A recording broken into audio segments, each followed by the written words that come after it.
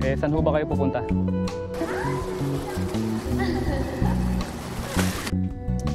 Kumalma kayo. Minsan talaga mag-isang... Pani Bugo 2023 menceritakan bocah culun yang paling beruntung yang sedang kabur. Tiba-tiba dia terdampar di sebuah rumah yang berisi 3 gadis lugu dan aduhai.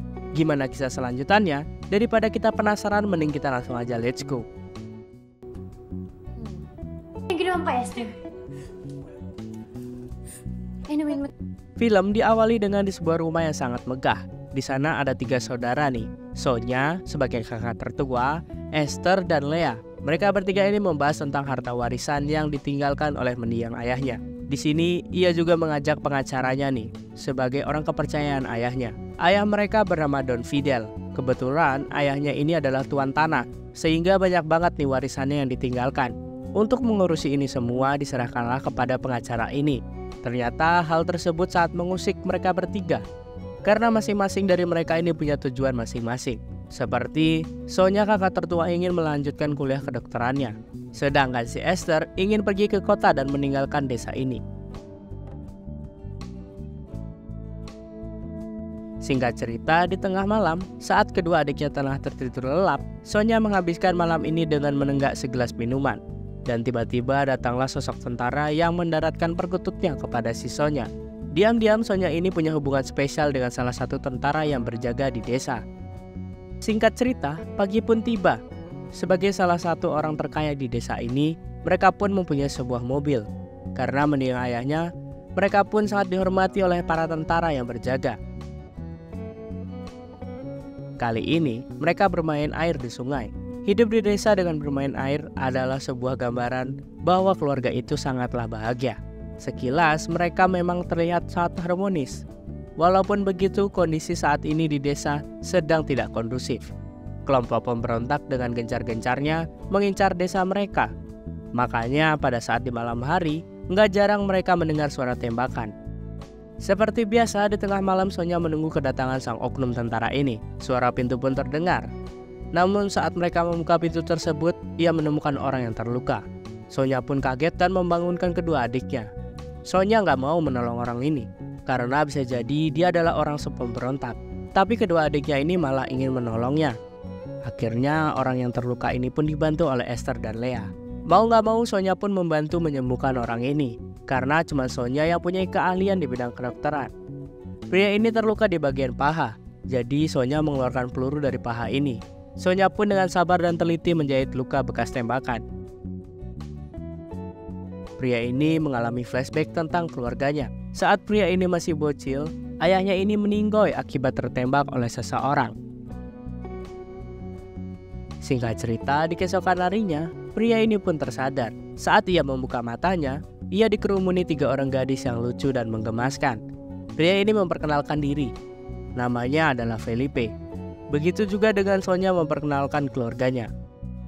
Tiba-tiba Felipe ini kebelet pipis. Ia pun buang air. Namun dari kejauhan Esther sudah memperhatikan gerak-geriknya. Namanya juga gadis puber, apalagi mereka belum pernah pacaran tuh. Esther pun sampai mengantarkan Felipe ke kasur dan merawatnya hingga sangat lembut. Diam-diam Felipe juga berimajinasi nih, yang mana ia berladang dengan 3 saudaranya ini.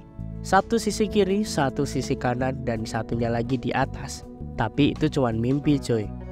Di keesokan harinya Felipe berusaha untuk berjalan. Walaupun dengan terobrol-obroh, Felipe terlihat sangat buru-buru. Ia pun membongkar satu persatu laci dan lemari. Seakan-akan ia ingin merencanakan sesuatu. Sampailah dia menemukan sebuah dokumen. Tiba-tiba Esther datang dan mengantarkan sarapan. Sebagai tanda terima kasih, Felipe pun menawarkan keahliannya sebagai tukang. Tapi Esther mengatakan bahwa Felipe nggak usah repot-repot. Karena terlarut, Esther malah menceritakan bahwa setelah warisannya sudah dibagi, Esther akan pergi ke kota untuk mencari tantangan baru dan melihat dunia yang lebih luas lagi.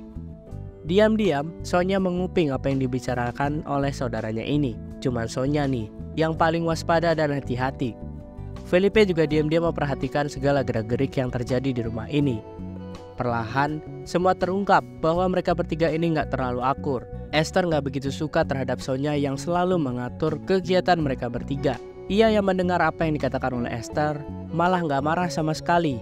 dan menyuruh kedua adiknya ini lebih waspada lagi. Di sisi lain, Felipe mencari sesuatu ke seluruh kamar yang ada di rumah ini. Sampailah Felipe ini menemukan segepok uang yang berada disimpan di salah satu kamar. Sepertinya Felipe ini lagi merencanakan sesuatu lagi. Singkatnya, ayam peliharaan mereka tiba-tiba tewas. Entah apa yang terjadi, satu kandang itu semuanya meninggoy. Orang yang bertugas untuk mengurus ayam pun langsung menjadi bulan-bulanan. Akhirnya, Lea pun ditugaskan untuk mengantar makanan pada Felipe. Namun karena Lea adalah gadis polos dan lugu, ia pun menjadi luluh dengan perawakan Felipe. Lea dengan polosnya terbawa suasana saat bersama Felipe, namun tiba-tiba Sonia sebagai kakak tertua menyadarkannya dan mewanti-wanti bahwa jangan kurang ajar terhadap keluarga ini. Singkat cerita, di sore hari datanglah seorang pengacaranya lagi. Di sini pengacara ini menyatakan bahwa warisannya sudah selesai. Sebidang tanah di San Pablo sudah menjadi milik ayahnya. Pengacara pun menceritakan kenapa hal ini prosesnya lama. Tanah itu merupakan tanah sengketa, yang mana pengurusannya membutuhkan waktu yang cukup lama. Kita pun diajak flashback kembali ke belakang. Ternyata tanahnya Don Fidel, bapaknya mereka bertiga tuh, hasil rampasan dari ayahnya Felipe. Saat Felipe masih kecil, dia harus melihat kenyataan bahwa tanah bapaknya telah dirampas oleh Don Fidel. Di malam harinya, Felipe pun terbangun. Ia mendengar suara dari balik jendela, yang ternyata itu adalah sang oknum tentara yang datang kepada Sonia. Felipe pun melihat sebuah rahasia yang sangat jelas. Bahkan Esther dan lainnya nggak mengetahui. Di malam ini Sonia mendapatkan jatah di gudang belakang rumahnya. Walaupun bau lembab dan kotoran sapi, tapi oknum ini nggak pernah masalah. Yang penting ia bisa mendarat aja tuh di Sonia. Aksi malam ini pun sangat heboh. Mereka pun sampai berkeringat tuh. Pagi pun tiba, di mana Felipe yang berangsur pulih. Ia pun mulai bergabung dengan keluarga kecil itu. Di sini Felipe mengaku ia berasal dari kota dan datang ke desa untuk menaiki bukit. Namun ia malah terkena peluru nyasar. Jadi untuk berjaga-jaga selama Felipe tinggal di rumah mereka, mereka pun melindungi dan menyembunyikannya supaya Felipe tidak dianggap sebagai pemberontak. Tapi diam-diam terjadi persaingan antara Lea dan Esther. Tampaknya Felipe menjadi jatuh hati kepada Lea, sedangkan Esther tertarik kepada Felipe. Saat Lea membantu Felipe di kamar mandi, Esther pun menatapnya dengan penuh amarah. Di malam harinya, Sonia pun menemukan kotak penyimpanan duitnya terbuka. Ia pun kebingungan setengah mati. Dan betapa kagetnya, Sonia menemukan uangnya malah berada di lemari adiknya, yaitu Esther. Sonia pun langsung memanggil Esther dan memarahinya. Esther pun gak ngerti nih apa yang sedang terjadi. Namun karena udah tersulut emosi, Lea dan Felipe pun sama-sama bingung. Pagi harinya, Felipe mengajak Esther untuk berjalan-jalan. Mereka pun bermain di tengah ladang jagung. Di sini suasana menjadi hangat dan syahdu, yang membuat Esther menjadi kesemsem sama si Felipe. Karena gak bisa menahan lagi api yang berkobar dalam dirinya, Felipe pun langsung berangsur pulih staminanya, dan mereka pun akhirnya melaksanakan ladang bersama di tengah kebun. Sepulangnya mereka dari rumah, Sonia pun mengerti apa yang telah dilakukan adiknya, karena baju yang mereka kenakan compang-camping bekas tanah. Ngapain lagi coba? Baru juga sampai rumah, Felipe kembali menghampiri Esther. Kali ini Felipe menawarkan lumuran seluruh badannya dengan menggunakan minyak. Diawali dari bagian kaki dan perlahan-lahan menuju ke seluruh bagian tubuh. Namun tiba-tiba si Esther mengalami gatal-gatal di sekujur tubuhnya. Ternyata Esther ini alergi kacang, dan minyak ini mengandung kandungan kacang. Lea dan Sonia pun panik. Mereka pun segera memberikan obat untuk mencegah alerginya.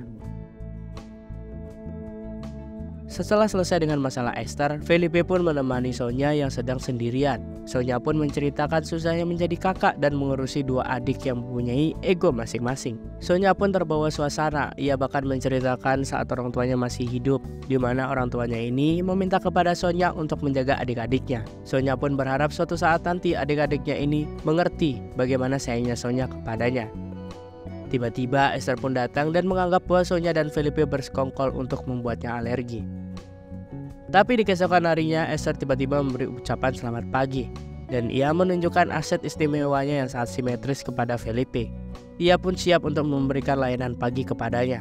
Namun kali ini Felipe malah menolak. Ia beralasan tidak mau merusak kepercayaan Sonia. Mendengar hal itu, saat Sonia pulang, Esther pun langsung mengajak Sonia untuk baku hantam tuh. Esther merasa bahwa Sonia ini menghalangi hubungannya dengan Felipe. Sonya pun menjelaskan bahwa dia cuma melakukan tugasnya sebagai kakak yang melindungi adik-adiknya dari mara bahaya. Karena mereka ini sama-sama keras dan terjadilah cekcok yang sangat sengit karena nggak ada yang mengalah. Yang kasihan tuh si Lea. Dia pun langsung memilih untuk pergi dan meninggalkan kakaknya. Felipe pun menemani Lea. Disinilah di bawah bintang-bintang disaksikan oleh si bulan. Felipe pun menyatakan cintanya kepada Lea. Felipe pun menentukan bahwa pilihan yang tepat adalah kepada si Lea. Hari-hari berikutnya, Felipe dan Lea pun menghabisi waktu bersama. Mulai dari bertanam di kebun, di air terjun, dan membuat kedekatan Lea dan Felipe tentunya membuat Esther cemburu. Tapi Felipe tetap lebih memilih Lea. Bahkan kedekatan Lea dan Felipe pun didukung oleh si Sonya.